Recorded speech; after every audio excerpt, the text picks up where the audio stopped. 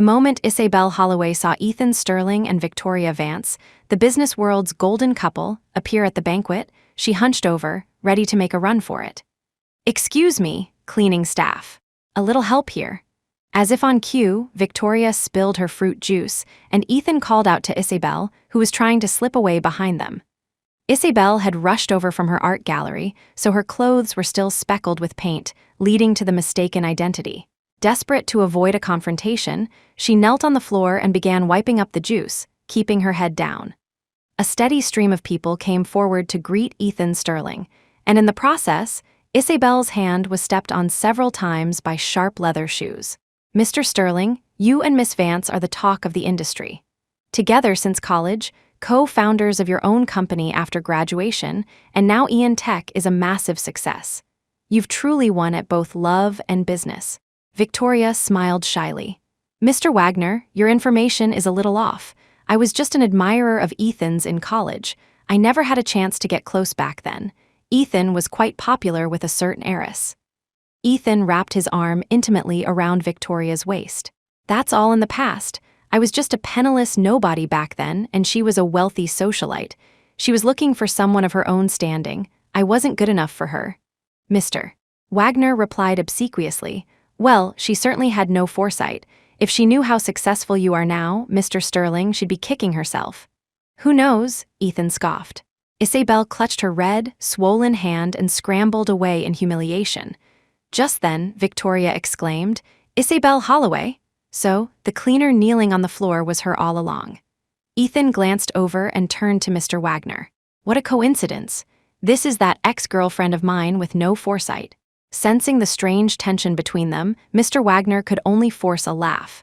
"Miss Holloway, your fiancé is networking on the other side of the room." Isabel seized the opportunity to flee. Victoria acted surprised. "Isabel has a fiancé?" Mr. Wagner's expression turned disdainful and knowing. "Her fiancé is that cripple from Hawthorne Industries, the heir, Julian Hawthorne. Theodore Holloway nearly ran their company into the ground. Julian Hawthorne buylaid them out, and I heard he basically sold off his adopted sister in the process. They call it a strategic marriage to make it sound better. Then again, Isabel Holloway's reputation isn't great either. She's known for being a social climber. I suppose, in a twisted way, her dream of marrying into wealth came true." Isabel finally escaped the banquet, but to her dismay, Ethan followed her out, his voice dripping with sarcasm. He had clearly recognized her from the start. "Isabel Holloway, you left me for money back then. How is it that you didn't manage to land someone better? Are you so desperate you'll even take a crippled wreck?" Isabel swallowed the bitterness in her heart and forced a smile. "What can I say? I have no foresight." She threw his own words back at him. After all, she was that ex-girlfriend with no foresight, the one who was supposed to be regretting her choices for the rest of her life. Her self-deprecating tone clearly enraged Ethan. He grabbed her chin, his grip so tight it quickly left a red mark on her skin.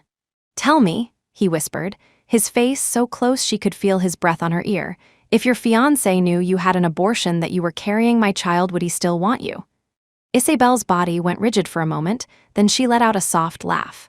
"I'd almost forgotten about that ancient history. It seems you're the one who hasn't moved on, Mr. Sterling." Her next words were even more cutting. "If I hadn't dated much, perhaps I'd feel sentimental. But over the years, I've changed men like I change clothes. I never have time to feel sad before the next one comes along. I've long since forgotten what sorrow even feels like." It was a half-truth, but her reputation was already in tatters. A little more mud wouldn't make a difference. Her words, however, sent Ethan into a sudden fury. He lunged forward and crushed his lips against hers, a bruising, merciless kiss. It had only been 3 years, but the Isabel before him was a stranger. The girl who used to be too shy to wear bold lipstick now wielded it like a weapon, speaking words that could kill a man's spirit. A sense of familiarity mixed with strangeness washed over her, and a dull ache spread through her chest. This was the scent, the taste she had once craved more than anything. But now, the moon she had once reached for was impossibly far away. She shoved him away with all her might. But his arms were like steel bands, trapping her in place. Under the lone streetlight, their shadows seemed to dance with desperation. Isabel touched her bruised lip. "You're young, Mr. Sterling, such strong teeth. Not like my gentle fiancé. He knows how to treat a woman with care. Every word she spoke was a precision strike against his composure. Isabel Holloway, you're pathetic. With that, he turned and walked away without a backward glance. Only when his figure had completely vanished into the darkness did Isabel allow her facade to crumble. She leaned against the lamppost, slowly sinking to the ground, gasping for air as the strength she had feigned collapsed around her. When Isabel had composed herself and returned to the banquet, she saw Julian Hawthorne scanning the room for her. For some time now, he only seemed to feel at ease when she was by his side. Julian's sharp eyes noticed her split lip, but he didn't ask about it. As Isabel stood behind his wheelchair, he caught the faint scent of smoke and frowned slightly. I thought you were going to quit. Next time, I promise. Julian could tell from her tone that she was just placating him, but there was nothing he could do. He had been the one to orchestrate the crisis at Holloway Corp., then stepped in at the perfect moment, pretending to casually suggest a marriage alliance. Theodore Holloway, so desperate to climb the social ladder he would sacrifice his own sister, was bound to take the bait. What Isabel didn't know was that Julian wasn't just bowing to family pressure like she was. He had wanted this all along. Isabel glanced at the glittering crowd. Don't you have any networking to do tonight? She asked, looking down at the quiet man beside her. This was the biggest event in Riverton all year, filled with influential figures. It was a waste for him to just sit here with her. The mission is impossible. You're too pessimistic. Is there really a deal you can't close? Julian gave a helpless, bitter smile and gestured toward Ethan. 90% of the people here tonight came for him. Ethan Sterling, who had made his fortune in Capital City, had been targeted as a prize catch the moment he set foot in Riverton. Isabel's gaze followed his gesture and landed on the center of the room. A crowd had formed there, and at its heart, commanding everyone's attention, was Ethan. Today, the name Ian Tech was enough to turn every head, and its self-made founder, Ethan Sterling, had become the new titan of the business world. His net worth was immeasurable. Isabel felt like a voyeur hiding in the shadows, watching the man she had once adored shine so brightly. As the sole heir to Hawthorne Industries, Julian also had his share of people seeking an audience. Isabel found a quiet corner for herself, swirling the wine in her glass to pass the time. Her heart leaped into her throat when she saw Ethan break away from the crowd and walk directly toward her. But he fainted, brushing past her to grab a cocktail from the bar behind her. Isabel let out a breath she didn't realize she was holding.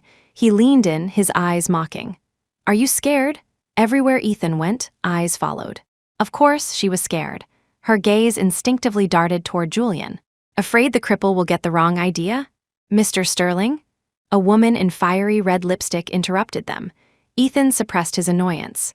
The woman shot Isabel a cold look before pressing herself against Ethan, whispering poison about Isabel as she pulled him away.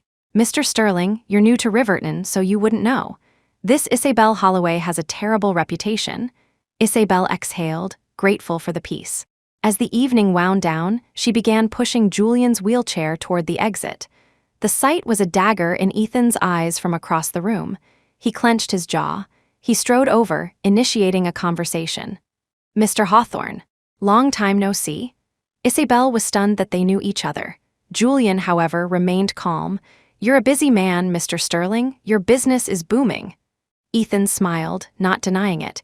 Instead, his eyes fell on Isabel. And this is my fiancé, Isabel Holloway. Terrified that Ethan would say something reckless in front of Julian, Isabel shot him a warning glare. But Ethan interpreted it differently. Just a cripple, he thought. What's so special about him? Seeing them together, looking for all the world like a loving couple, Ethan ground out the words through clenched teeth. Congratulations, a perfect match. As Ethan, shrouded in a dark mood, turned to leave, Julian spoke up. You're welcome to come to my wedding, my brother. Ethan's steps faltered. Then he let out a soft, cold laugh. A wedding is a serious affair, Mr. Hawthorne. You should take it seriously. Especially for a prominent family like yours, you have to be careful. I once dated a girl from Riverton myself. It ended with a broken body and a broken heart. His gaze lingered on Isabel for a moment, his meaning unclear, before he walked away without looking back. The smile froze on Julian's face. Isabel's own face was deathly pale. She was still reeling from Ethan's words, unable to process what she'd heard. "I didn't know you had a brother," she asked blankly. "I only found out a little over 3 years ago myself, that I have a half-brother." If it hadn't been for his accident, for the fact that his legs were useless, the Hawthorne family probably would have never remembered the illegitimate son. They certainly wouldn't have entertained the idea of bringing him back. And Julian would have remained the undisputed, sole heir of Hawthorne Industries. During that time, he had been terrified of hearing that the line of succession had changed. More than anything, he was terrified that the illegitimate son would return. Isabel pushed Julian into the underground parking garage. His eyes flickered toward a dark corner of the garage before returning to her. Julian placed his hand over Isabel's, his gaze burning. "Why don't you come home with me?" She subtly pulled her hand away. It was as if Isabel had built an invisible wall between them, resisting his every attempt to get closer. She didn't notice the light in Julian's eyes slowly dim. "I don't think so. We're getting married soon anyway, aren't we? There's no rush." Julian could only smile in response. "All right." His understanding nature always made Isabel feel a pang of guilt. She helped him into the car and watched as he drove away. In the rearview mirror, Julian saw Isabel's figure shrink into the distance. His gentle facade melted away, replaced by a darkness that seemed to consume him. "Isabel," he whispered to the empty car, "he's back. Will your heart soften for him?" Isabel had just breathed a sigh of relief when a pair of headlights behind her flared to life, blinding her. The image of those two acting so intimate burned in Ethan's mind, making his eyes bloodshot. Were they that desperate? Did they have to be all over each other in public? Isabel met Ethan's mocking gaze. "Get in the car." She ignored him, her heels clicking on the pavement as she walked away. Ethan's hands tightened on the steering wheel as he watched the heartless woman depart. He picked up his phone and made a call. "Contact Theodore Holloway. Tell him if he wants to partner with Ian Tech, he'll deliver his sister to me personally. Otherwise, the deal's off." His eyes, full of a predatory hunger, followed her solitary figure. "Isabel Holloway, you want to marry into the Hawthorne family? You want to live the life of a socialite? I'll destroy it all myself. This time, I'll make you feel the same pain I felt."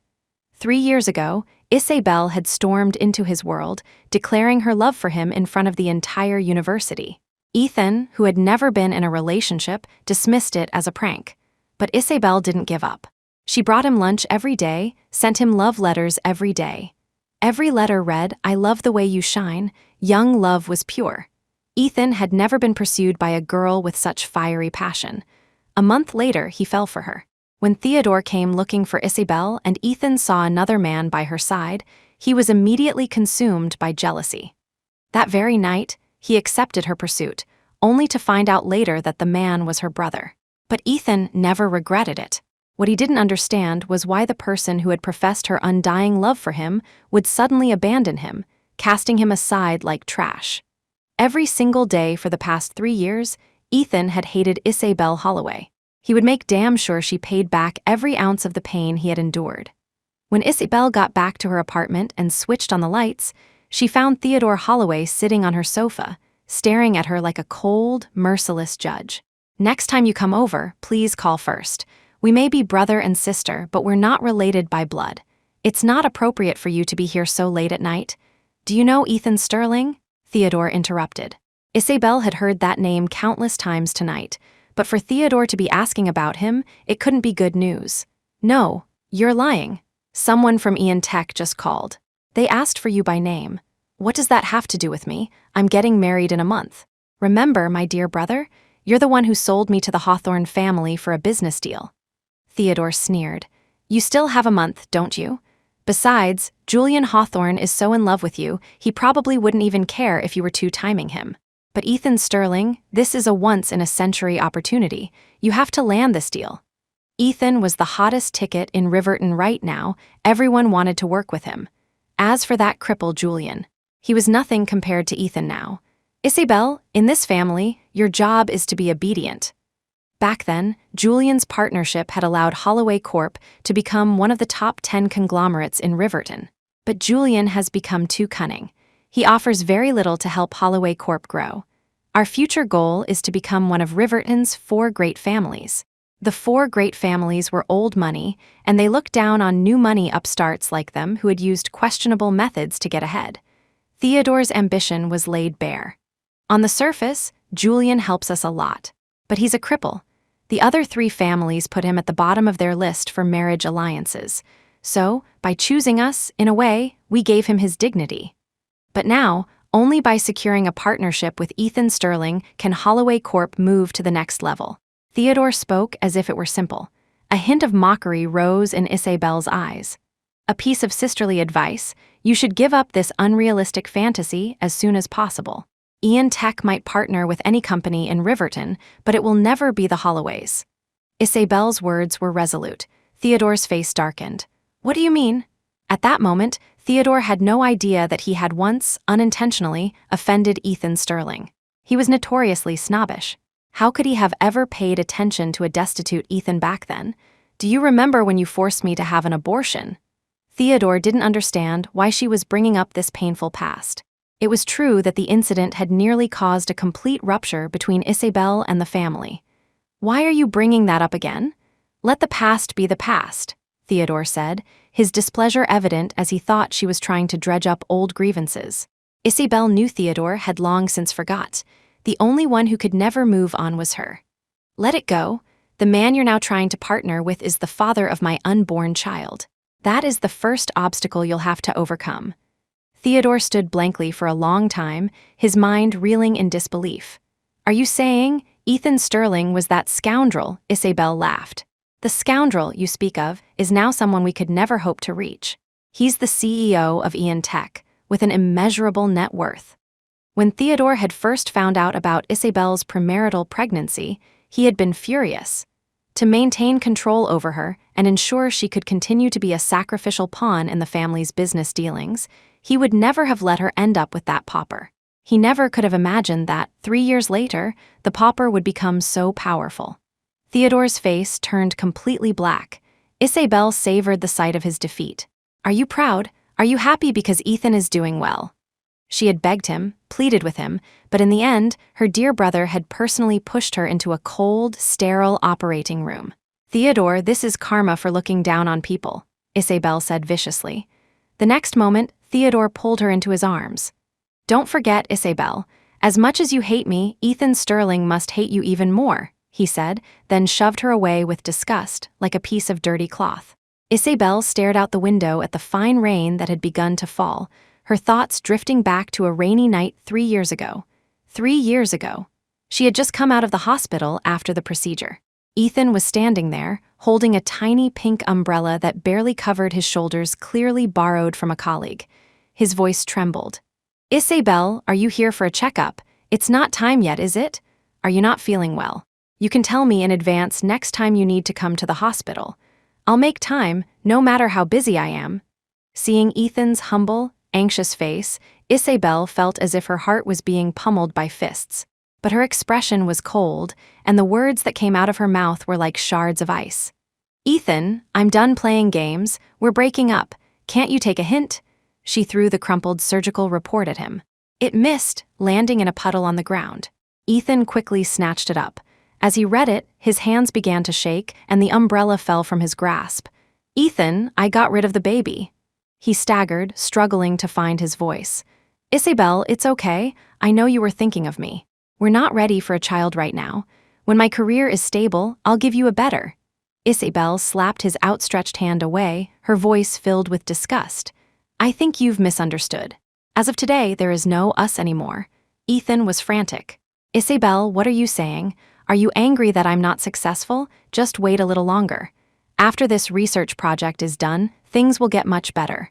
Ethan, what makes you so sure you'll succeed? I see no hope with you. You're a penniless nobody. Look at your clothes, they're all cheap things from street stalls. I'm the kind of woman who needs designer bags and clothes. You can barely support yourself. How are you going to support me? Ethan shook his head wildly in the rain as passers-by started to stare. He looked like a fool, clinging to a desperate hope. Belle didn't want to drag it out any longer. The baby is gone now, Ethan. Let's end things here. She hadn't brought an umbrella, and now, to escape him, she had to run into the downpour to hail a cab. Ethan chased after her, wringing out his wet jacket and holding it over her head. "Isabel, come back with me. I'll buy you some ribs to help you recover and those pomegranate candies you love. You just had surgery. You can't get soaked like this. You'll get sick." Isabel quickened her pace, but Ethan's voice was a relentless torment, tearing at her already shattered heart.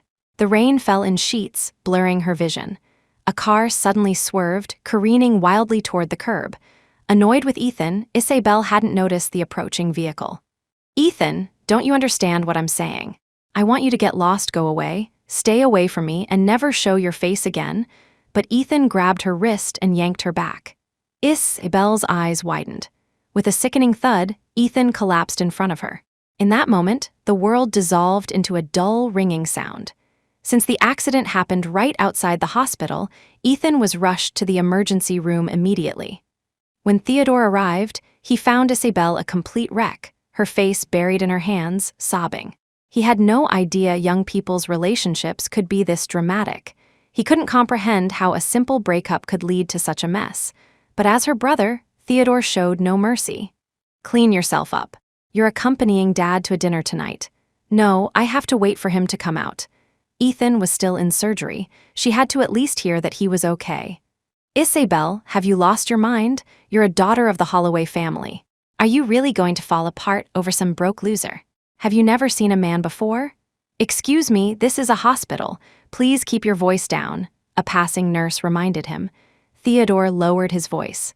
"Isabel, if you don't leave, I can have his scholarship revoked. I can ruin his reputation so completely that he'll disappear from Riverton forever. After all, he's just a nobody with no connections, isn't he?" A cold dread washed over Isabel. In this family, she felt like nothing more than a beautiful tool to be used at the negotiating table, expendable whenever necessary. "Brother, I'm begging you, just this once, help me. I can't leave now." Theodore had rarely seen Isabel look so helpless, but the man lying in the operating room was insignificant compared to the Holloway family's business. He had no intention of being soft. "Isabel, this deal tonight is crucial. It determines whether the Holloway family can continue to expand into the South Asian market." Isabel was dragged away. Like a zombie, she got into the car, had her makeup done, changed her clothes, and finally appeared at the lavish dinner party. She didn't need to speak. She just had to sit there as vaguely disgusting gazes lingered on her. After what felt like an eternity, the dinner was over, and Isabel left at the first opportunity. When she rushed back to the hospital, Ethan already had company. His good friend, Marcus Miller, was there, as was Victoria Vance, who had once openly pursued him. Isabel hid outside the room, not daring to go in, but she could hear every word they said. "Ethan, why do you keep looking outside? He's probably waiting for Isabel." That was Victoria's voice, tinged with a hint of sadness. Marcus couldn't stand it. "Ethan, she's a bad person. Why are you doing this to yourself?" "Marcus, don't you dare talk about Isabel like that." Fine, I won't say anything. Let's just see if she even bothers to show up." In the downpour of her memory, the past slowly resurfaced and then faded away. Theodore's cold, emotionless voice cut through her thoughts from behind. "Remember everything now? Isabel, from start to finish, you were the one who hurt him the most." Yes, she was the one who deserved to be damned. She was the one Ethan hated most of all. That was why she had decided to never appear before him again. Soon, she would be able to escape this miserable existence. Theodore was simmering with frustration and didn't want to stay and look at Isabel's deathly pale face any longer. "I will have that deal with Ian Tech. Isabel, I don't care what methods you use." He paused, taking a breath. "You must make Ethan Sterling fall in love with you again." Ethan stood on the top floor of the Ian Tech building, looking down at the city lights twinkling below. 3 years ago, he had left this city covered in scars. He had sworn to himself that he would succeed, and then he would come back and rub it in Isabel Holloway's face. Now he was more than successful, and he had seen her again. But there was no triumph, only a sense of confusion. What now? What comes next? Ethan closed his eyes, his voice laced with exhaustion and pain. "Isabel, I'm back. It's time we settled our accounts." This time, he had come to collect a debt. "Isabel, didn't you say you were tainted? I bet you've never tasted true despair." He was going to drag her down to hell, so far down that she could never climb back up. He wanted her to know she was wrong. He wanted her to spend the rest of her life repenting for the child she had thrown away. Ethan? Ethan turned from the window, concealing the torrent of resentment in his eyes. Victoria's appearance surprised him. For a moment, he saw a shadow of Isabel in her. With her long, straight black hair and a light blue dress, Victoria smiled gently. "Why are you still here so late?" Ethan gave a non-committal answer. "Just a few things to finish up." "Ethan, you're not in the startup phase anymore. You need to learn to delegate," Victoria said, then extended an invitation. "Wanna go for a drink?" He was about to refuse when she quickly added, "Marcus is coming too." Ethan changed his mind. "All right." At the bar, Ethan got a call from Marcus. "Hey, Ethan, the baby's crying his lungs out at home. I can't get away. You and Victoria have fun." Ethan hung up with a sigh. Victoria teased, Marcus used to be such a playboy. Who would have thought he'd be the first one to settle down and chain himself to the old ball and chain? Ethan was lost in thought. If things had gone differently, he would be a father by now. He would have learned how to be a good husband. He downed one drink after another. Victoria had wanted to talk to him, not watch him drink himself into a stupor. "Ethan, you could have a much better life if you wanted to."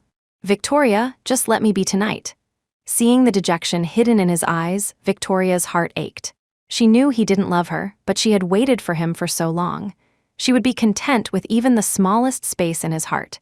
3 years. She had thought he had forgotten Isabel Holloway. But when she learned he was opening a branch of Ian Tech in Riverton, she knew his heart had never left this city. So what had her 3 years of companionship meant? A rotten person like Isabel didn't deserve Ethan's love. "Ethan, I'm here to manage the branch office. You can go back to Capital City with peace of mind." He shook his head. "I didn't come back just for the branch."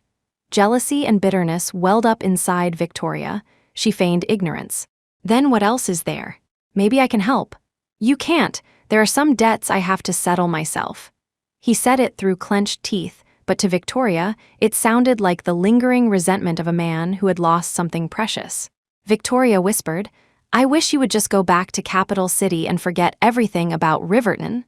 Later, when Ethan was nearly unconscious from drinking, she tried to help him back to his apartment. But he pushed her away. "You go home, I still have something to do." Seeing him swaying on his feet, Victoria was worried. She followed him from a distance. She watched as he hailed a cab, which eventually stopped in front of a residential complex. He walked in as if he owned the place, but when Victoria tried to follow, she was stopped by the security guard. "Miss, you can't go in." Victoria was confused. "That man who just went in isn't a resident either, but you let him through." The guard said curtly, "He's our boss." As Ethan's business partner, Victoria had no idea he had bought property in Riverton. But a woman's intuition told her exactly who lived in that building. Inside the complex, Ethan navigated the paths with an unnerving familiarity, stopping at the base of Isabel's apartment building. Isabel was deep in a hazy sleep when her phone began to ring incessantly. Annoyed at being disturbed, she answered, "Who is it?" Hearing no response, she hung up. A moment later, it rang again, the same number. "Who is it? If you don't say something, I'm going to— Isabel, come down." The voice shocked her awake, chasing away all remnants of sleep. She pulled back the curtains and looked down. Ethan was standing under a dim streetlight, staring directly up at her window. Her voice was unsteady over the phone. "I'm not coming down. You should go home." On the other end of the line, Ethan's breathing grew heavier. "Isabel, hasn't your brother told you yet? I'm the one who can decide the future of Holloway Corp. If I want to. I can make your family disappear from Riverton entirely. It wouldn't be difficult." His threat was palpable. He was no longer the pauper she could trample on. This was the first time he had ever used his power to intimidate someone. But wasn't Isabel the one who loved wealth and status most? Isabel's hand trembled, almost dropping the phone. "What do you mean?" "Nothing. I'm just curious to see if your wedding to Julian Hawthorne will still happen after Holloway Corp collapses. Would the great Hawthorne family really allow a woman from a fallen family to marry into their ranks?" Isabel fought to remain calm. "What do you want from me?" "I told you, come down." Isabel threw a coat over her pajamas and went out. When the elevator doors opened, she saw Ethan already waiting for her. "I'm here. What do you want?" "Get it over with." MMPH, Ethan lunged at her, and she staggered back as he pushed her into the elevator. The smell of alcohol filled her mouth. She beat against his chest frantically. "Ethan, there are cameras, are you crazy?" He ignored her, and with a wicked grin, he pressed the button for every single floor. Isabel could only watch in a state of high tension as the doors opened and closed, opened and closed. He was like a demon. Focus, she couldn't tell if he was truly drunk or not. She bit his lip hard, finally creating enough space to break free. Isabel forced herself to be calm, but her voice was laced with a hint of desperation. "Ethan, let it go. You have everything now. You can have any woman you want. Just let me go. I'm getting married soon." Ethan completely misinterpreted her words. "You want to marry Julian Hawthorne that badly?" Isabel didn't deny it, letting him believe what he wanted. This, of course, enraged him. "Isabel, do you feel pain? I was willing to die for you back then, and you didn't feel a shred of pity. Now you're willing to tolerate a cripple just to marry into a wealthy family? I really underestimated your capacity for this. 3 years ago, Ethan would have thrown himself in front of a car for her. He had loved her down to his very bones. But Isabel had personally taken that love and ground it into the mud. And now, she was showing sympathy for another man right in front of him. "I'm marrying your brother in a month, Ethan. You'll wish me well, won't you?" "Isabel, you want me to let you go? Why should I?" As he finally left, his words were laced with venom. "Isabel, you owe me. And you are going to pay me back. Not move on and start a new life." After all, he was still trapped in the past, unable to escape. He wouldn't allow her to walk forward alone. They would descend into the nightmare together. When Ethan came out of the building, he saw Victoria crouched by the entrance, waiting for him. He rubbed his temples in frustration. "Why are you still here?" Victoria, who had been waiting in the security office the whole time, had seen the security footage from the elevator. She suppressed the sour feeling in her heart. "You've been drinking. I was worried." Ethan knew Victoria was as stubborn as he was, so he let her drive him home. Feeling it was rude to kick her out after she'd brought him home so late, he pointed to the guest room. "You can leave in the morning." With that, he went into the master bedroom and, after a moment's thought, locked the door behind him. Inside, Ethan called Assistant Coleman. "Tell Theodore Holloway that for tomorrow's contract negotiation, I want Isabel Holloway to handle it personally." He hung up and collapsed onto the bed, exhausted.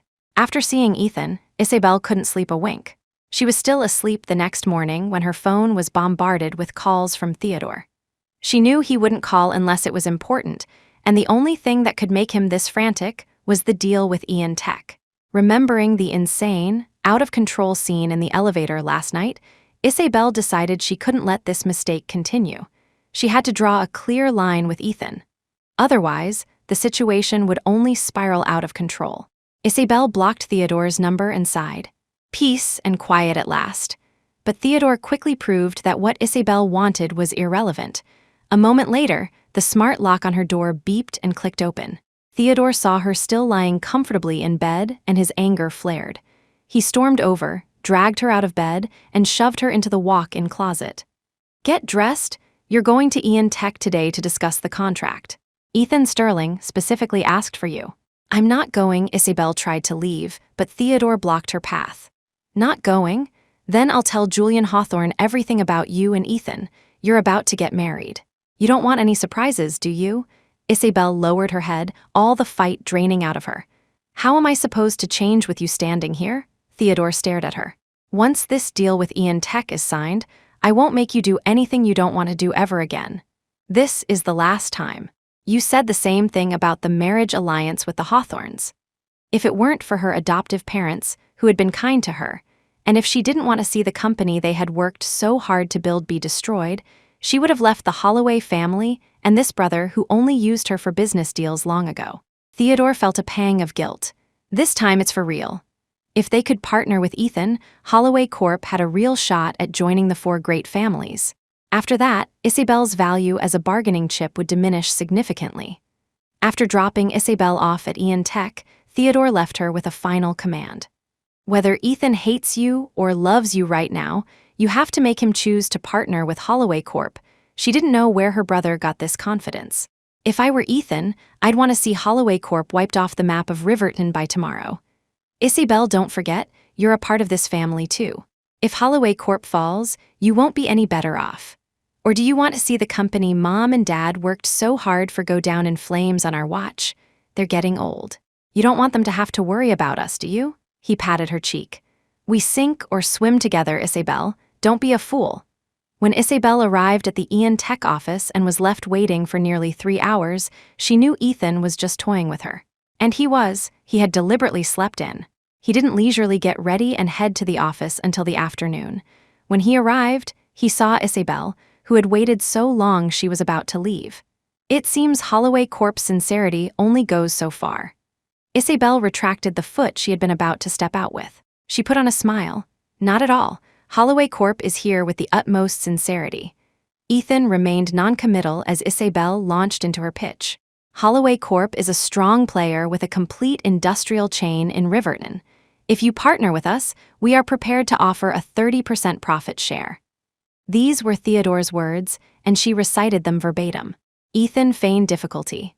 That is tempting. But believe me, if I just put the word out, I'll have countless potential partners knocking on my door by tomorrow. A 30% share would be the least of their offers. Isabel talked herself hoarse, listing all of Holloway Corp's advantages.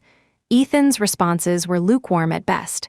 Finally, she put the contract down in defeat.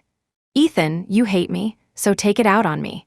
Don't drag Holloway Corp into this. Don't worry, Isabel. I'll make sure you pay back everything you owe me with interest. But not now. For now, you can just live with the anxiety, waiting for my revenge. Maybe it will be tomorrow, maybe the day after. The unknown is what makes it fun, isn't it? Isabel left with the unsigned contract, dreading how she would explain this to Theodore. Victoria was surprised to run into Isabel at Ian Tech. She stopped her. Isabel, can we talk? Victoria practically forced Isabel into the coffee shop downstairs. We didn't get a chance to chat properly at the banquet. She started talking without prompting. You're here for the Holloway Corp partnership, aren't you? From the look on your face, it seems Ethan didn't agree today. Miss Vance, what is it you really want to say? I don't think we're on friendly enough terms for small talk. Victoria dropped the pretense. Isabel Holloway, you left back then. Now you're using business as an excuse to cling to Ethan again. Don't you have any shame? Seeing Isabel's face drain of color, Victoria felt a small victory. Isabel, I can help you get the Holloway Corp contract signed. But in return, I want you to disappear from Ethan's life forever. Miss Vance, I think you misunderstand. I'm not the one pursuing him. Victoria's nails dug into her palm under the table. She knew Isabel was telling the truth. And that was precisely why she felt so helpless against Ethan.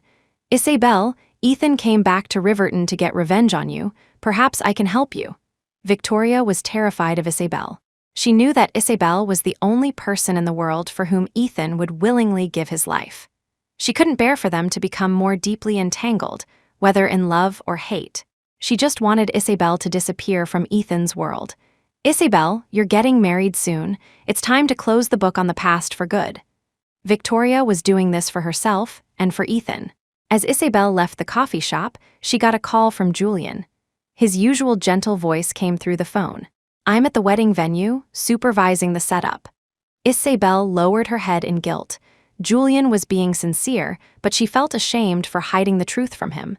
She couldn't lie to him anymore. Julian, Ethan's ex-girlfriend, it was me. The other end of the line went silent. After a long pause, Julian's voice, now trembling, finally asked, Are you telling me this now because you've chosen him? When Isabel didn't answer, Julian grew frantic, terrified that if he didn't hold on tight, he would lose her. His voice was filled with desperation. Isabel, this time, please choose me. Isabel had braced herself for many possible outcomes: anger, accusations, yelling. She never expected him to beg her to stay. She was standing just outside the venue now, and through the glass window, she could see the pleading expression on his face. A bitter taste filled her mouth. Julian, as if sensing her presence, looked up and saw her. He tried to rush outside, but his wheelchair got tangled in some decorative materials on the floor, and he fell to the ground in a heap. By the time Isabel ran in and helped him up, she could see that his ears were bright red with embarrassment. I'm so useless. Hearing him put himself down like that, Isabel felt a pang of unease. The next moment, he grabbed her hand. Isabel, trust me. He couldn't hide his feelings any longer. Isabel Holloway, I was never reluctant to marry you. Why? My reputation in Riverton is in ruins. Why would you still want to marry me? Julian gave a bitter smile. Isabel, am I not just the stinking cripple they all whisper about? They were respectful to his face, but behind his back, the mockery was endless. Isabel was different. He had known about her ever since the Hawthorne family had first considered bringing Ethan back. Back then, he hadn't felt anything for her. He only knew she was the person Ethan cherished most. But later, when he was at the hospital for his leg treatments, he often saw a furtive figure lurking nearby. It was Isabel. He knew that in the rehabilitation room not far away, Ethan was there. Even though Ethan didn't know it at the time, someone was silently watching over him from outside that room. Now, Julian found himself craving that same feeling of being loved. During the endless, tedious rehabilitation sessions, it was Isabel who had tirelessly encouraged him. It was she who had shown no disgust at his atrophied leg. He knew, of course, that he was just basking in the light that was meant for Ethan. He pressed his cheek against her palm. No matter who was by your side in the past, from now on, we will be the ones relying on each other for the rest of our lives.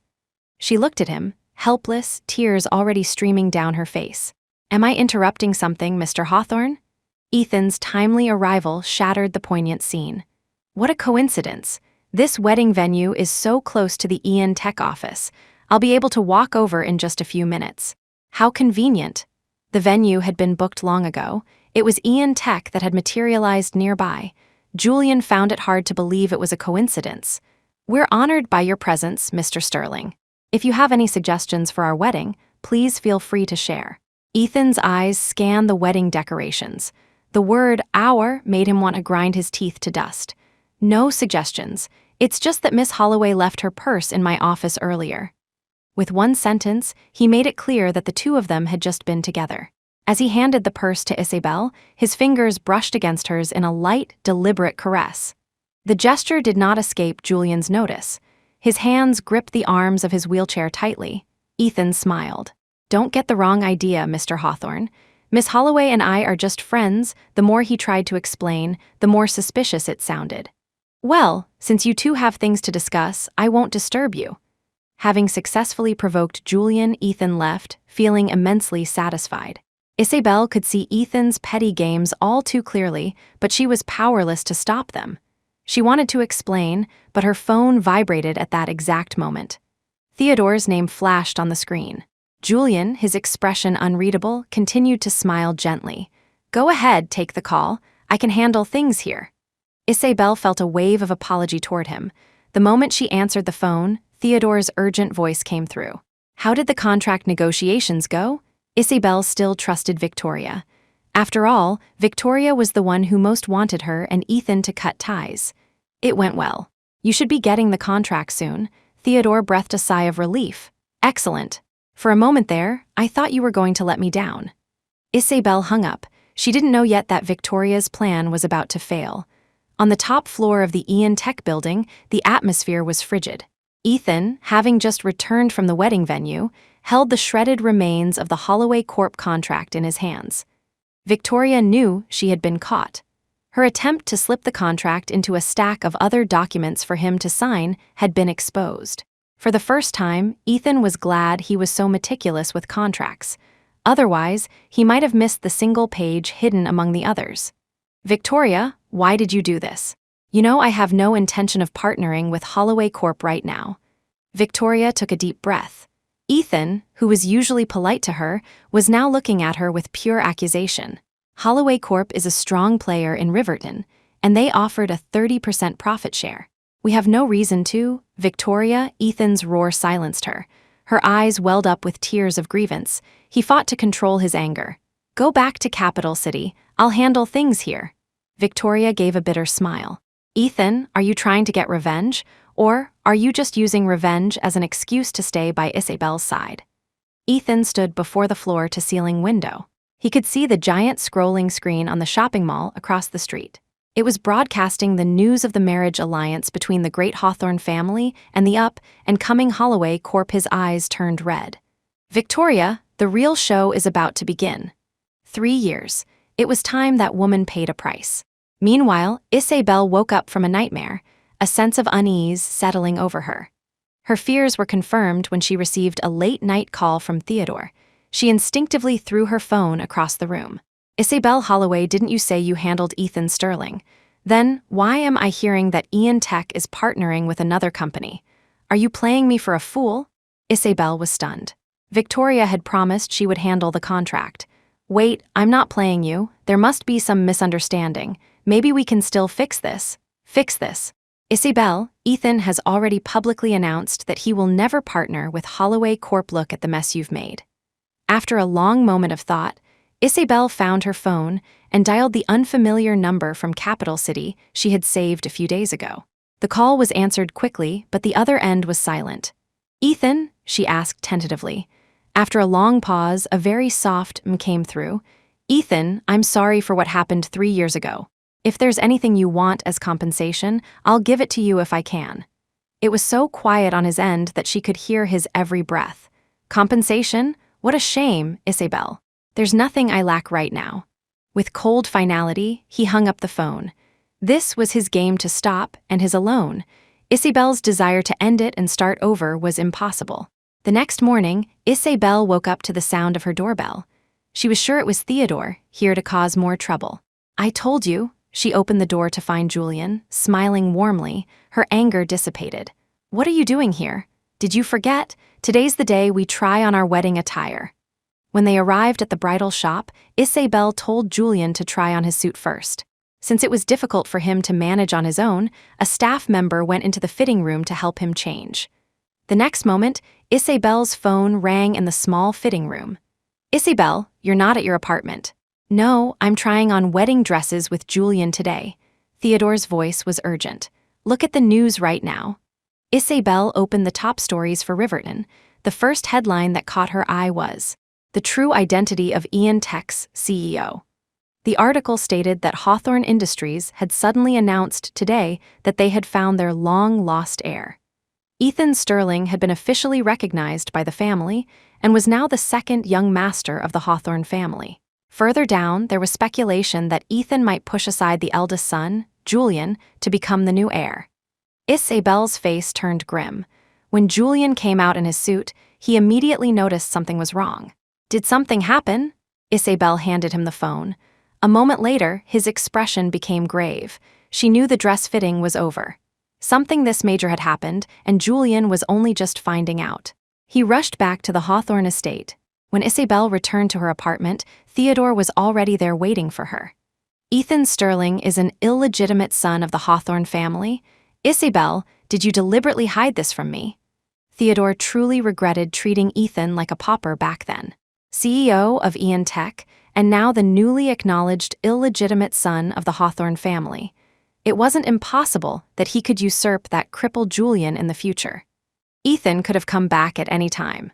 Why choose now to be acknowledged by his family? It's too suspicious. Isabel didn't want to listen to Theodore's conspiracy theories, but his next words were utterly shocking. He held up the latest news from Riverton.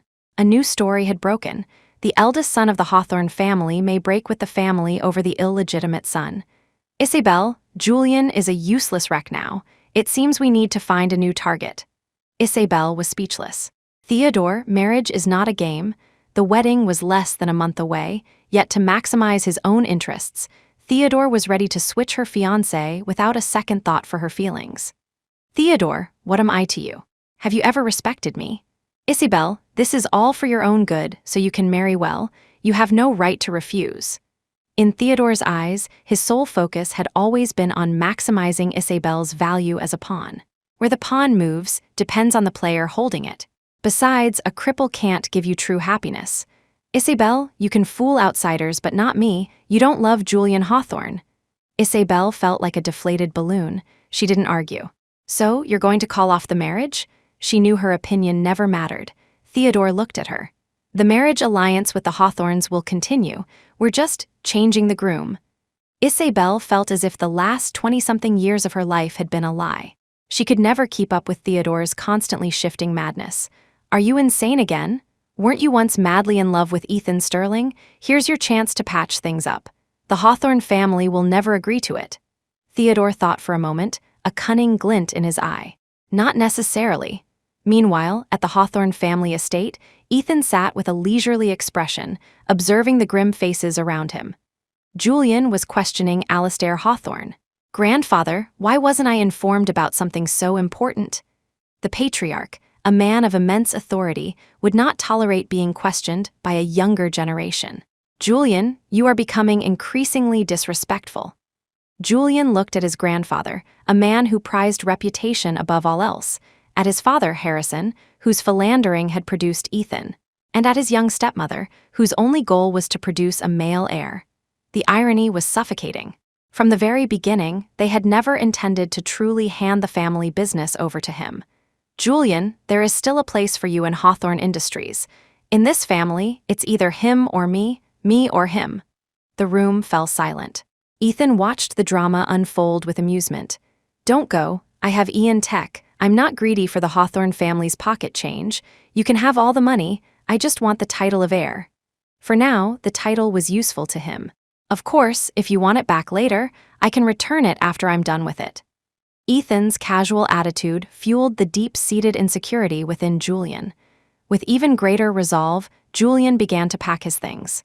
Alastair, who had raised this grandson, was now furious. "Julian, if you dare to walk out of this house, don't ever come back." Ever since Julian's accident, Hawthorne Industries had endured years of gossip. Although he was the chosen heir, he was, after all, flawed. Ethan, on the other hand, was undoubtedly a more suitable successor. Alastair's heart ached for Julian, but he could not forsake the future of the family business. Julian left without a backward glance. The old man was seething. Ethan, seeing things unfold exactly as he had planned, felt a deep sense of satisfaction. He had seen Isabel and Julian at the bridal shop that morning.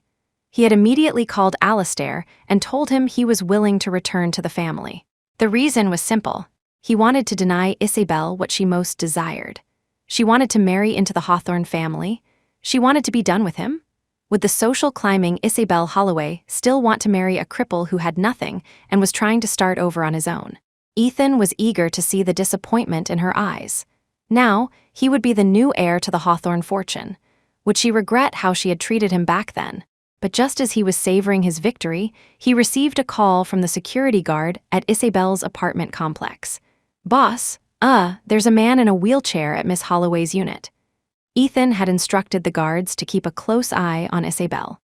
Now, knowing that Julian, after being kicked out, was playing the victim to get Isabel's sympathy, he was filled with rage. Understood. So he's looking for a place to stay? Ethan thought. Then I'll make sure he has nowhere to go. On the other side of town, Isabel looked with weary resignation at the disheveled Julian who had come seeking refuge. "Isabel, will you take me in?" His voice was tinged with fear. Isabel didn't answer directly, only stepping aside. "Come in first." Julian found a brief moment of peace at Isabel's place, though they both knew that this arrangement would likely be short-lived. After all, Isabel was supposed to marry the future heir of Hawthorne Industries, not its disowned eldest son. And he was about to return to the dark, miserable days of his past. That night, just after Isabel had gotten Julian settled, the landlord knocked on her door. "I'm so sorry, Miss Holloway, but you'll have to move out tonight." "Why?" Julian heard the commotion and came out. "Well, I'm actually just a subletter. The owner of the property wants it back, and there's nothing I can do." The subletter saw Julian in his wheelchair and looked slightly embarrassed. "The owner is very insistent. He wants the property back tonight, but I've already paid a year's rent in advance." Isabel had never dealt with such an unreasonable landlord, who kicks someone out the same night without any prior notice. "I'll compensate you double," the subletter said, apologizing profusely. There was nothing Isabel could do. She wasn't the true owner. She had to move. When Theodore woke up in the middle of the night and saw Isabel and Julian standing at the entrance of the Holloway residence, he found it laughable. He never thought Julian would actually be thrown out on the street. In that case, he truly had no value left. "What's all this?" "Brother, I need to put these things in storage for now," Isabel said, gesturing to the large pieces of furniture behind her. She had planned to take Julian to a hotel. Theodore stopped her. "There's still a room for you at home. Come in." After getting Julian settled, Theodore called her into his study. "Isabel, you have to give up on Julian Hawthorne." She lowered her head. "I know." I'm going to the Hawthorne estate tomorrow to renegotiate the marriage. Now that Julian was out of the picture, the marriage alliance with the Hawthorne family had to be re-evaluated. The next day, Isabel saw Ethan at the Hawthorne estate. He looked at her with a triumphant smirk. Theodore got straight to the point. We should be congratulating Mr. Hawthorne on finding his grandson. However, with the wedding so close, Julian is no longer the most suitable candidate for this marriage alliance. Alastair Hawthorne rested his hand on his rosewood cane, seemingly lost in thought. Ethan's gaze kept drifting to Isabel. Everyone in the room had their own agenda, and for a moment it was surprisingly quiet. Finally, Alastair spoke. The news of the Hawthorne-Holloway marriage has already been announced. It would be improper to cancel it now. Having been a prominent figure for most of his life, Alastair valued his reputation above all else. Theodore nodded. That's what I was thinking as well. Alastair looked at Ethan. Ethan, the marriage? I'll do it. Ethan agreed without even letting him finish. I can take over, my sister-in-law. A collective sigh of relief filled the room.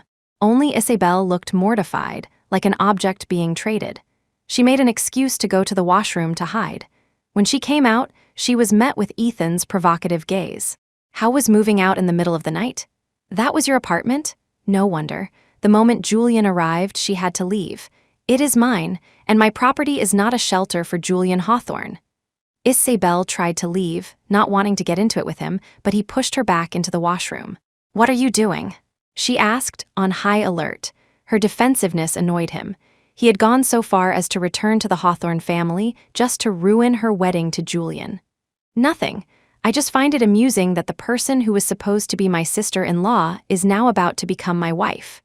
Ethan, let me go, and let yourself go. You have everything now. Julian has nothing. You don't need to hunt him down to the bitter end.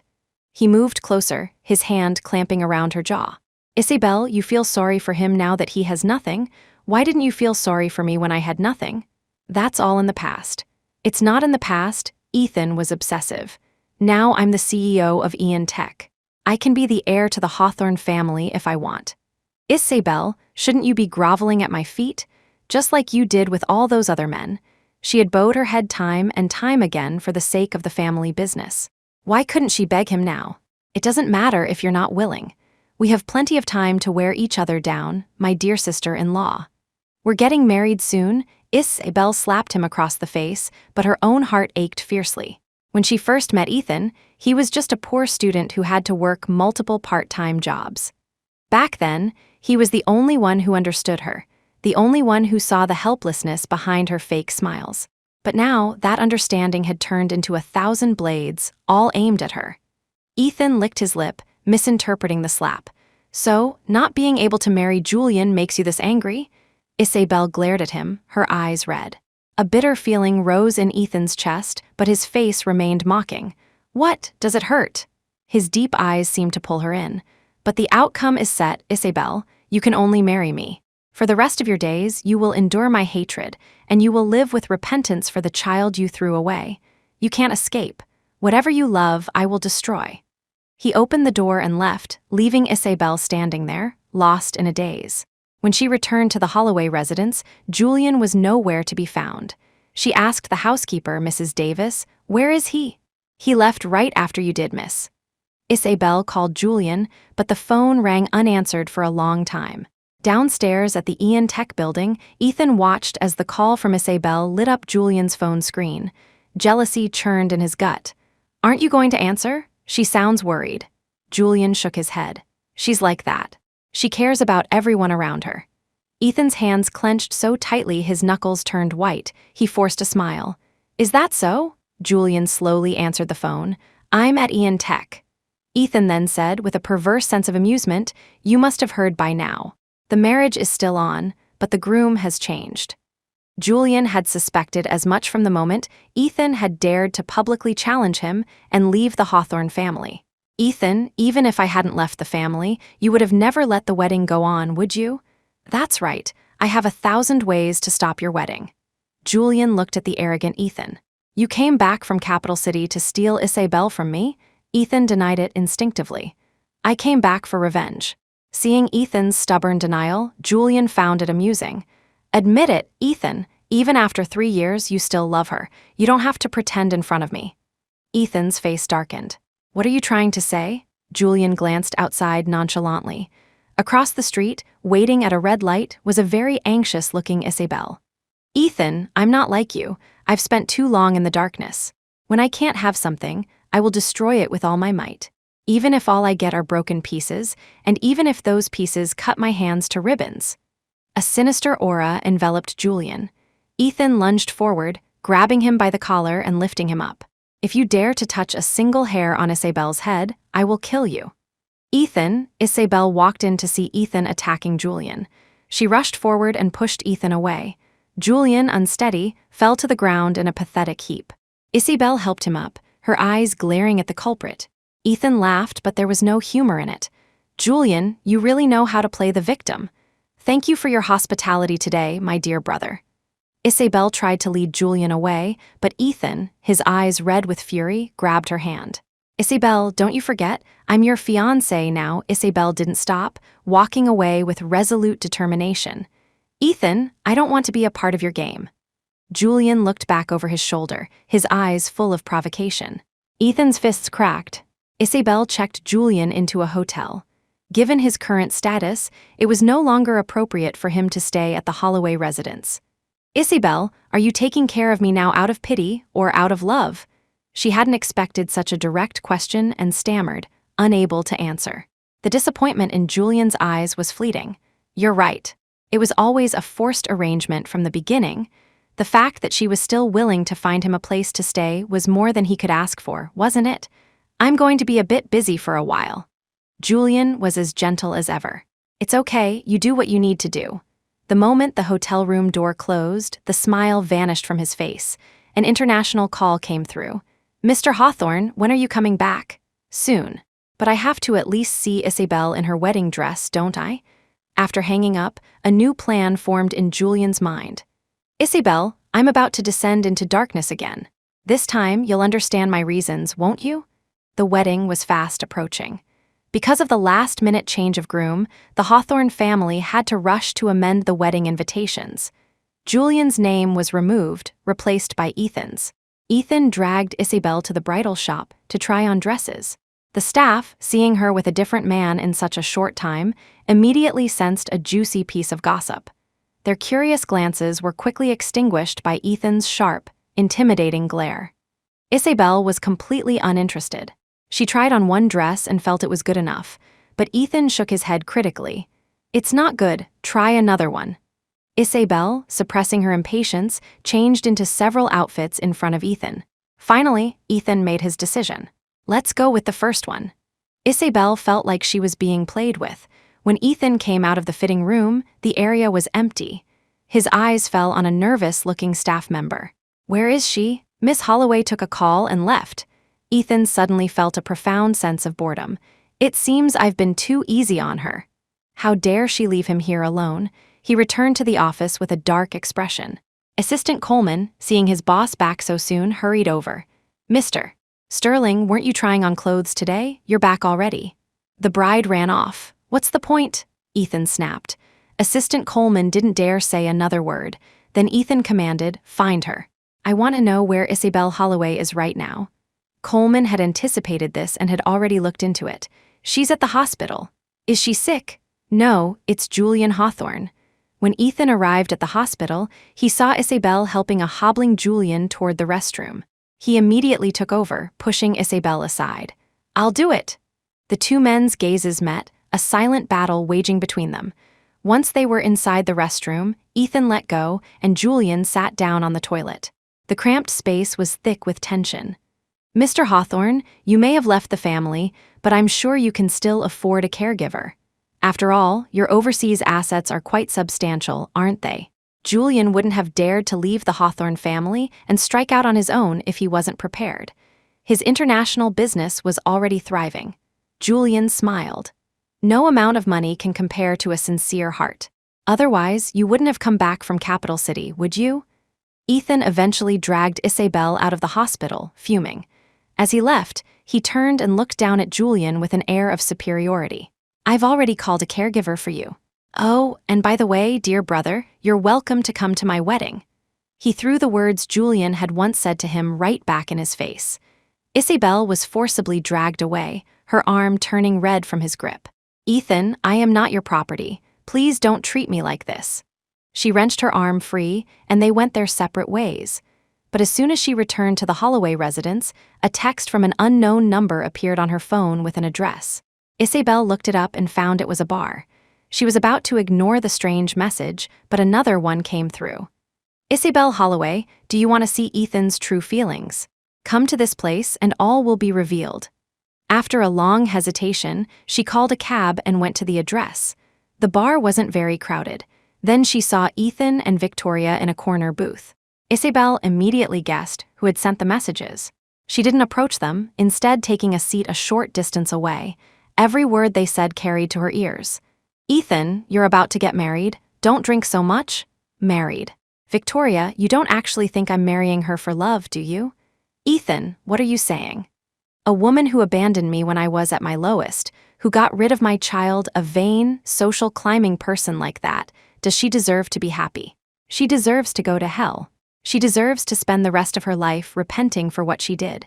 She looks down on the poor and fawns over the rich, right? She wants to marry into a wealthy family. Then I'll be the one to destroy it all. Victoria, tell me, a wedding with only a bride, wouldn't that be humiliating enough for her? Ethan, you're planning to leave her at the altar? I thought you two had made up. I guess not." Ethan downed another large glass of alcohol. "I've thought about it for a long time.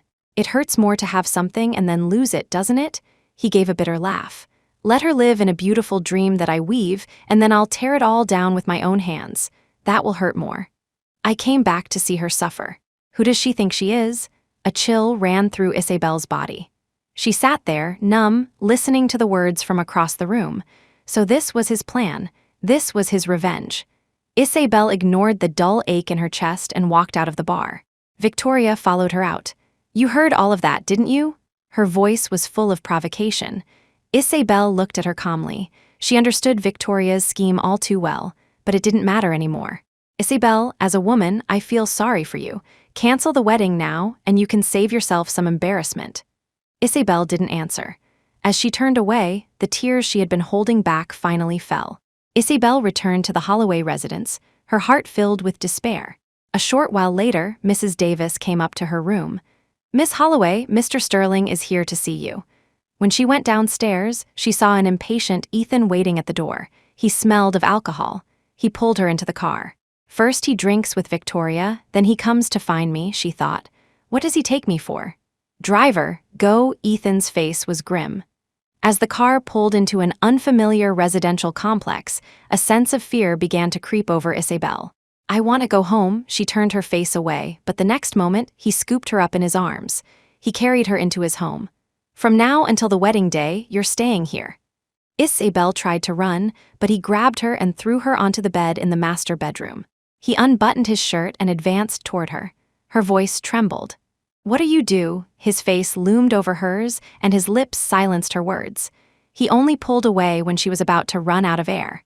"This is your punishment for leaving me alone at the bridal shop." He looked like a petulant child, his face full of grievance. For a moment, Isabel felt like she was back 3 years ago, when Ethan was still a gentle person. Not like the man he was now, shrouded in a cold, unapproachable aura. He suddenly wrapped his arms around her. This surprised her. Ever since he had returned, their encounters had been fraught with tension. So this was his new method of revenge. Feigned tenderness. "Good thing I found out beforehand," she thought. "I won't fall for it." "Isabel, when you broke up with me back then, was there a reason? Were you in some kind of trouble?" He had thought about it for a long time. If Isabel could feel pity for Julian, then she couldn't have left him just to climb the social ladder. After all, now that he had everything, she still treated him with cold indifference. Isabel met his expectant gaze, unsure how much of it was real. "Ethan, believe it or not, I have always wished you well." His eyes turned red. He lowered his head before her. A tear fell from his eye onto her palm. Are these crocodile tears? She wondered. Was he using the past to win her trust, only to crush it later as part of his revenge? "Isabel, that's enough. That's enough." All it ever took was for her to turn back and comfort him, and he would surrender completely. Even if it was a lie, He wanted to live in the beautiful illusion she wove. Ethan had returned to Riverton full of resentment. He had devised 1,000 ways to make her suffer, to make her regret her actions. But the moment the plane landed, he forgot them all. He just wanted to see her, to know how she had spent the days without him. Hating someone was exhausting. Seeing her stand by Julian's side made him want to snatch her away. The jealousy in his heart was about to burst its banks. He wanted to tell her that not a single day had gone by in the last 3 years that he hadn't thought of her. Love and hate, intertwined, ever growing. Seeing Ethan with his guard down, looking just like the man who had loved her all those years ago, if she hadn't heard what he said at the bar, she might have actually been fooled. "Ethan, you're a brilliant actor." He still smelled of alcohol from the bar as he held her. He couldn't see the deep frown on her face.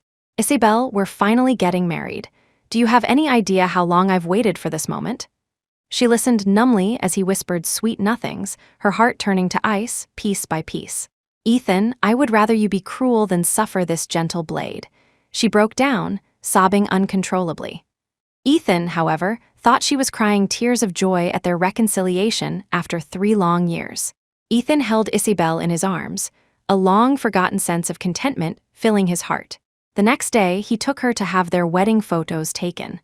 Isabel had assumed they would be at a studio, but instead, he brought her to their old university. He's really committed to this revenge plot, she thought. He took her hand and they walked through the campus together. "Have you been back since graduation?" he asked. Isabel shook her head. Her college years had been a dark time. When she was a sophomore, her father had sent her to her first business dinner. She never imagined that the adoptive father who had once doted on her could become so obsessed with money.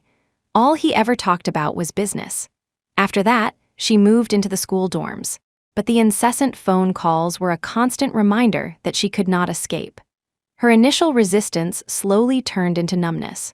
Her classmates would see her working part-time jobs, not at cafes, but at expensive restaurants and high-end tea houses. Gossip and rumors spread about her. If she hadn't met Ethan, she probably would have continued to drift through life in a daze. He was the only one who accepted her for who she was, her flaws, her weaknesses. But then, they had lost each other. Ethan squeezed her hand tightly. "It's all in the past now." Isabel looked at the suddenly gentle Ethan, her heart completely still. "Since I'm leaving anyway, I might as well play along with his act a little longer." Before the photo shoot could even begin, Ethan stepped aside to take a call. When he returned, he looked anxious. "Isabel, Victoria isn't feeling well. I have to go check on her." A lump formed in Isabel's throat. She held onto his hand. "But we're supposed to take our wedding photos today. The photographer is all set up." "Be good. It's probably just her gastritis acting up again. I'll take her to the hospital and be back soon. Just wait for me for a little while." "Okay." Isabel watched him hurry away, a numb pain spreading through her chest. The photographer stood awkwardly to the side, polishing his lens over and over. They waited for a long time. The sky began to darken, but Ethan never returned. "Let's go, he's not coming back today." From day to night, she waited, and with the setting sun, her heart grew cold. Isabel secretly returned to the Holloway residence to pack her things. As she was about to leave, she saw her adoptive parents returning from their evening walk. They were shocked to see her with a suitcase. "Isabel, where are you going?" Isabel's eyes were red. She fell to her knees, startling them. "Mom, Dad, I'm sorry. Thank you for everything all these years. You gave me food, clothes, and education, but I want to leave Riverton now." Her adoptive parents rushed to help her up. Her mother stroked her hair. "Isabel, is it because of Theodore? We don't get involved in the business anymore, but that doesn't mean we're blind. If it's too painful for you to stay in Riverton, then you should go." Isabel choked back a sob. Her father let go of her hand. "You're a good child. You've done more than enough for this family. It's time you lived for yourself for once. We'll cover for you with Theodore." Isabel left without a sound. It wasn't until the plane landed in the next city that she finally felt a sense of relief. Meanwhile, Ethan waited for Victoria to finish her IV drip before wearily returning to his apartment. He had planned to rush back for the photo shoot, but he hadn't expected Victoria to be so afraid of needles. The whole process had taken much longer than anticipated. He had texted Isabel, telling her to wait for him at the apartment, but he never got a reply. A sense of unease grew in his chest, and he sped up. The apartment was dark and empty. Was she mad at him? Was she hiding? Isabel, don't be angry. We can reschedule with the photographer. We can take the photos anytime. He checked the master bedroom first. No one. She hadn't come back. A slow-building panic began to grip him. He called her phone, but after a few rings, a cold, mechanical voice answered. "We're sorry, the number you have dialed is no longer in service." His palms grew sweaty, his hand trembling as he held the phone. In the next instant, he was running out of the apartment. Impossible, impossible. Isabel, you wouldn't do this to me. Ethan's mind was in turmoil. He called Theodore first. When Theodore said he didn't know where she was, Ethan hung up without a word. Theodore, who had been hoping to talk business, was left staring at his disconnected call. Next, Ethan went to the hotel to find Julian. In contrast to Julian's calm demeanor, Ethan was disheveled and out of breath. "Is Isabel with you?" Julian's heart also skipped a beat, but seeing Ethan so flustered brought him a sense of satisfaction. "What's the matter? Did you get dumped too, Mr. Sterling? I have no idea where Isabel is." Ethan turned and left without another word. He had no time to waste on him, but he suddenly realized he had no idea where to even look for her. His phone rang an unknown number. He answered frantically. "Isabel?" A polite female voice came through the line. "Mr. Sterling, the ring you custom ordered is ready. When would you like to pick it up, or we can have it delivered?" Ethan stood bewildered in the middle of a crowd. "But she's already left me." In a short span of time, he had experienced panic, fear, anger, and now, utter desolation. He called Assistant Coleman, his voice devoid of its usual confidence. "Find Isabel's current location for me." Half an hour later, he learned that her last known location was in the neighboring Z City. Z City. Ethan realized he knew nothing about her. He had seen no signs that she was planning to leave. He had no idea why she would go to Z City, but he immediately booked a ticket. No matter what, he was going to bring her back. In Z City, Isabel had been waiting for the news of the canceled marriage alliance to break in Riverton. After all, she had run away. The wedding couldn't possibly proceed. She never expected Ethan to be the first one to find her.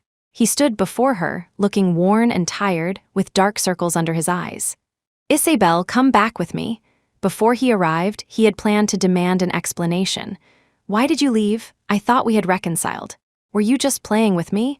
But now, seeing her in person, he didn't want to ask anything. None of it mattered. As long as she came back with him, he would forgive anything.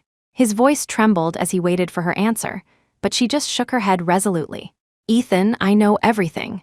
He thought of the past 2 frantic days of searching. He couldn't help but shout, "What do you know? You don't know anything." His yelling brought tears to her eyes.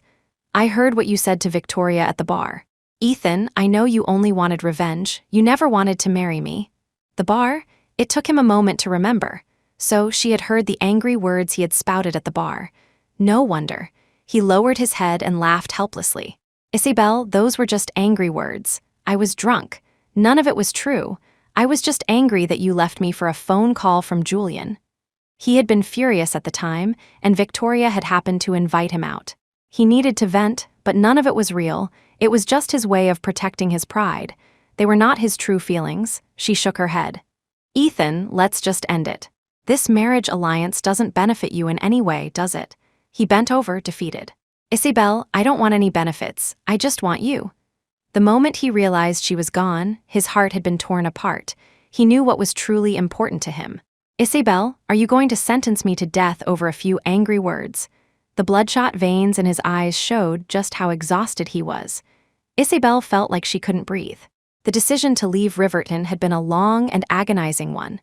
"Ethan, don't try to change my mind." Before she lost control of her emotions, she shut the door without mercy. Through the door, she said, "Ethan, just go." Isabel hid by the window and watched as Ethan stood downstairs for a long, long time before finally leaving. She waited in Z City for her judgment. She had run away. The Hawthorne family, especially Alistair, would not let her off easily. The media would surely crucify her, but she was prepared for it.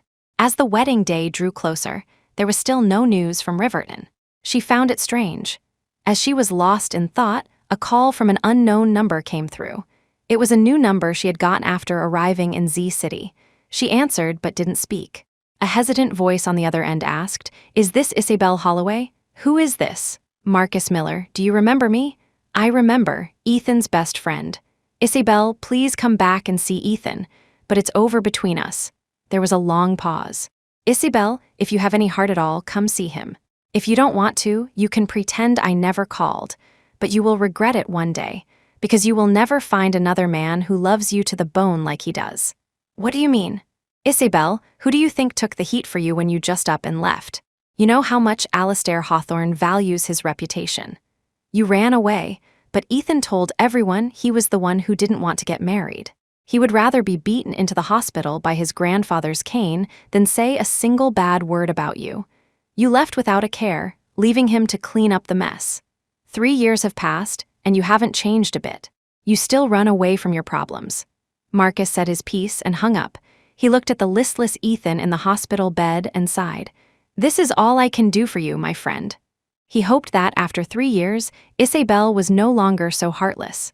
After the call, Isabel sat in a daze for a long time. She thought that by leaving, everything would be fine, but now it seemed things were even worse. After a long internal struggle, she got on a bus back to Riverton. She quietly went to the hospital address Marcus had sent her. There, she saw Ethan, hospitalized after being beaten by his grandfather. His sharp eyes spotted her immediately. Isabel felt awkward and started to turn away. But Ethan, ignoring the pain in his body, chased after her, his heart full of hope. "Isabel, did you come back to see me?" She stammered for a long time before he strode forward and pulled her into his arms. "You came back for me, right?" She didn't answer, instead asking, "Does it hurt?" "It did a little, but seeing you seems to have healed everything." Guilt gnawed at her. "You could have told your grandfather that I was the one who backed out." He held her tightly, his voice muffled against her. "I didn't want to."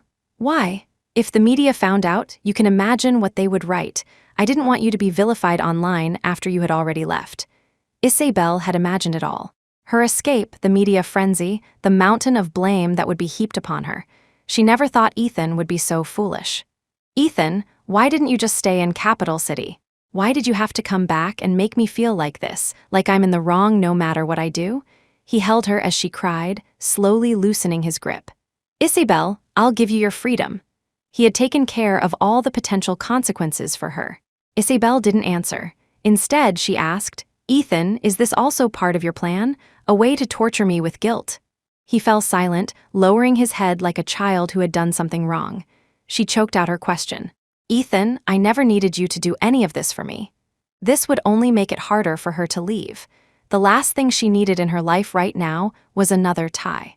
"Ethan, you let yourself get beaten up like this just to make me feel sorry for you and come back, didn't you?" He knew it would be hard for her to trust him now.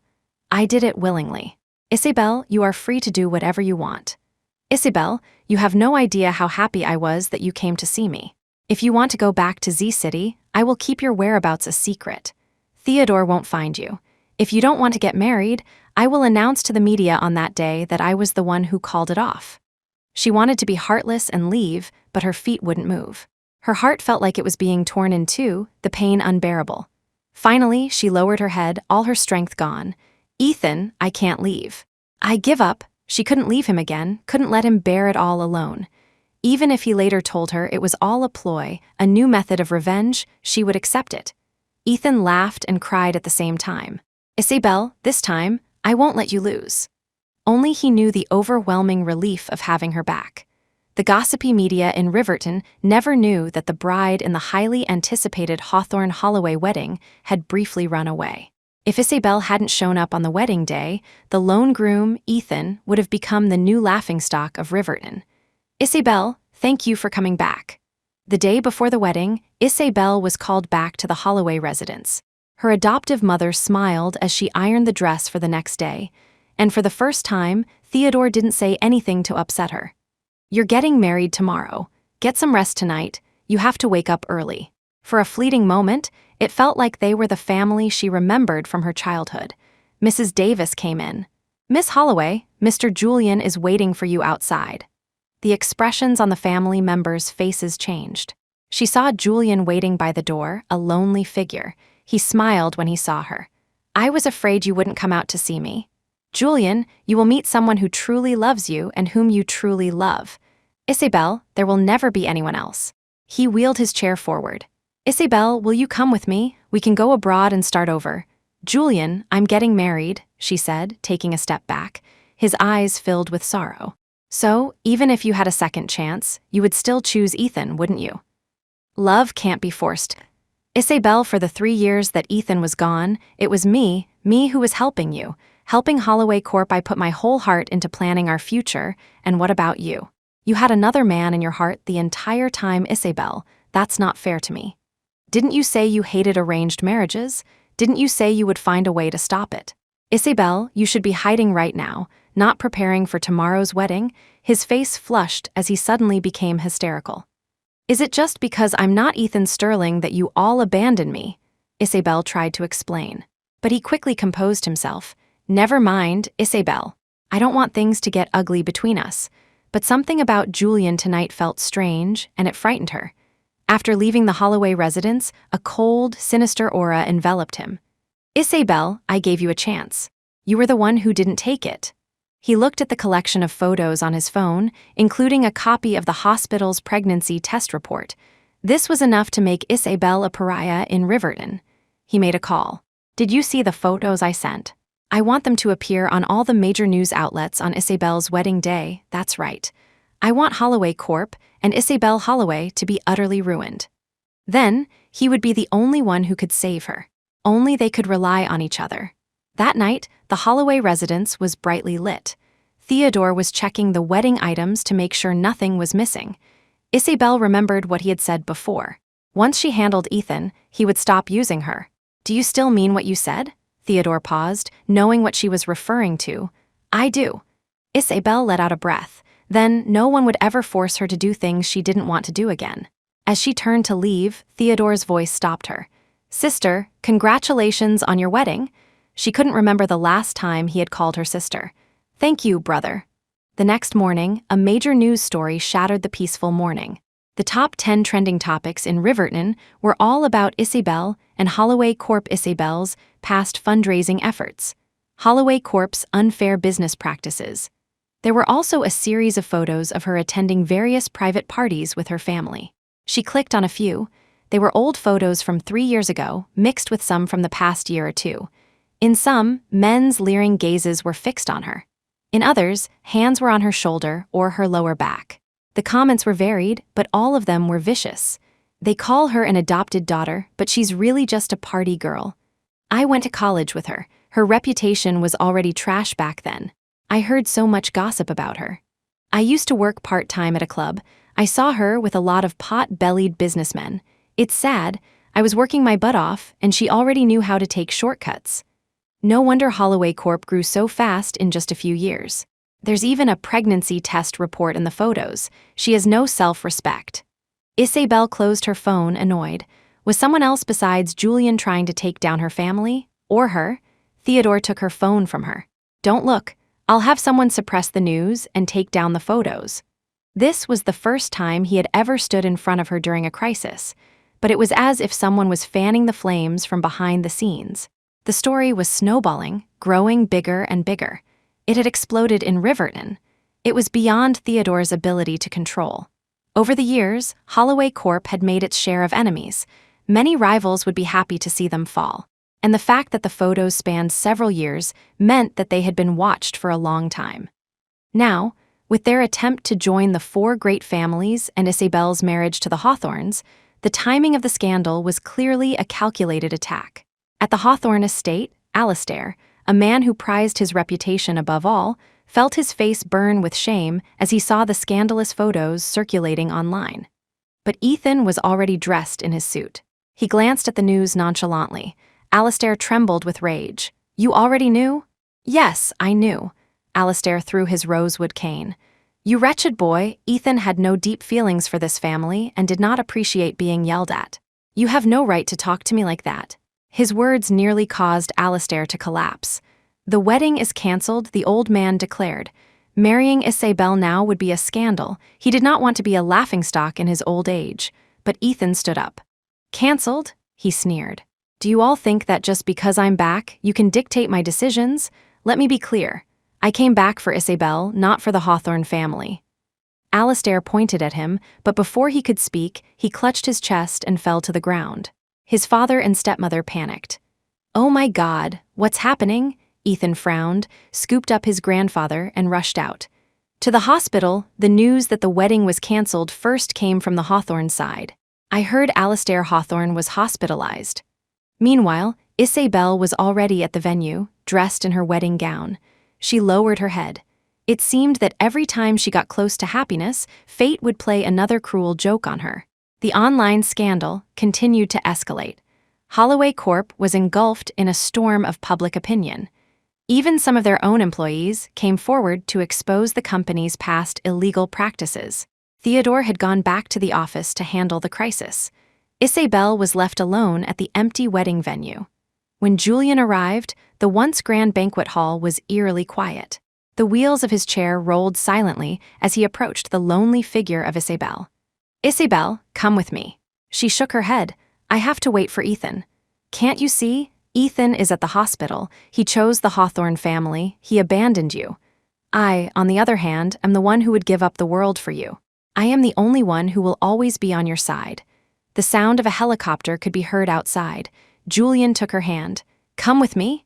Think about those photos that suddenly appeared online. Isabel, it was probably Ethan who leaked them. Don't be fooled by him." Her eyelids twitched.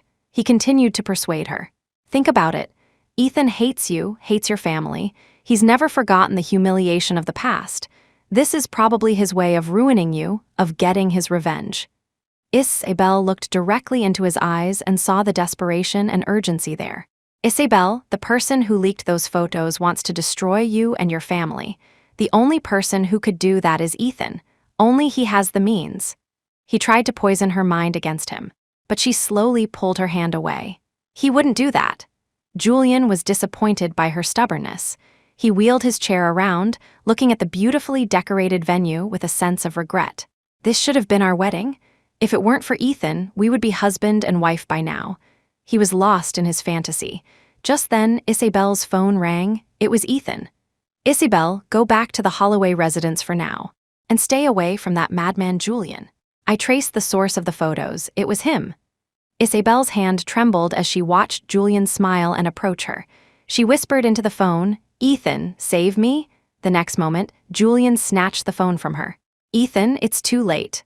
Someone hit her from behind, and as she fell, Julian caught her in his wheelchair. He glared at the subordinate who had been too rough.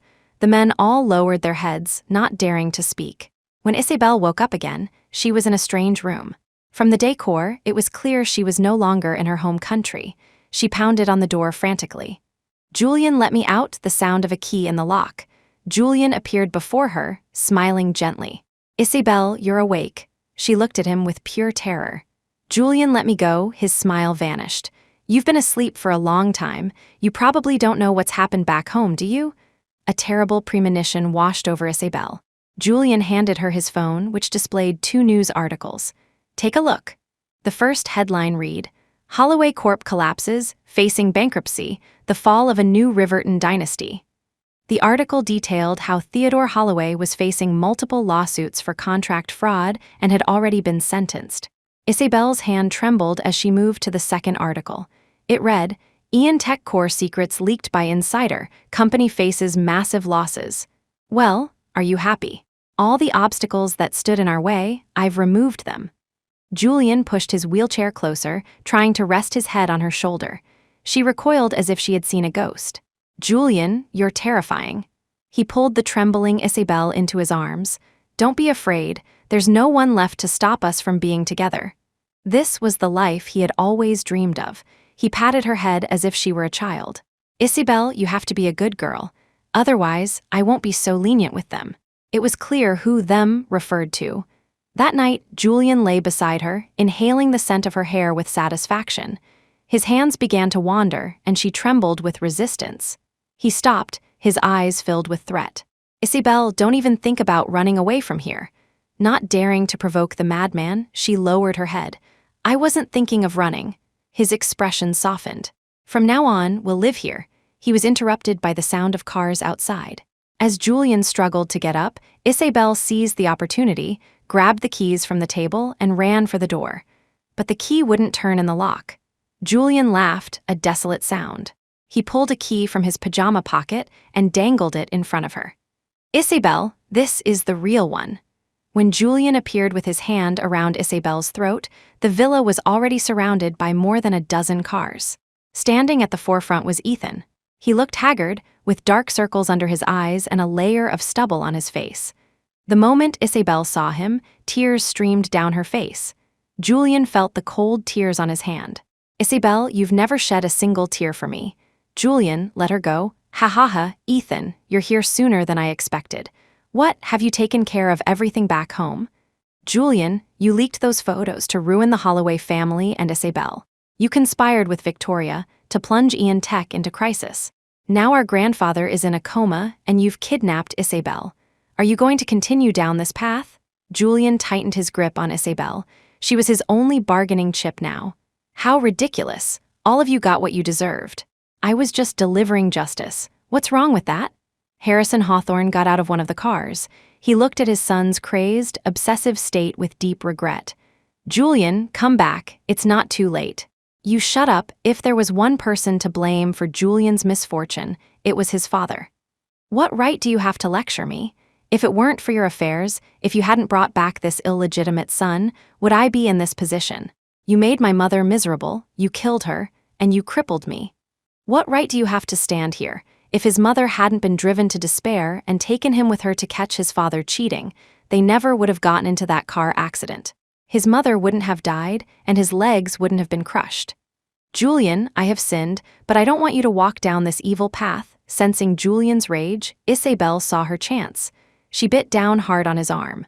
He cried out in pain and loosened his grip. She ran toward Ethan. As Julian tried to chase her, his wheelchair tipped over and he fell to the ground, a pathetic mess. Harrison rushed to help him up but was shoved away. Julian, crawling on the ground, reached out to Isabel. "Isabel, are you going to abandon me too?" She hid behind Ethan, still trembling with fear. Harrison immediately had his men restrain Julian. He turned to Ethan and said humbly, "I failed to raise him properly. But please, can you give him a chance to live?" For the first time in his life, Harrison looked like a father who cared for his son. Julian screamed, "I don't need you to care about me, I only want Isabel. I will have him watched by professionals. He won't be a threat anymore." "Isabel, don't leave me." Julian's sick screams faded into the distance. Isabel returned to her home country with Ethan.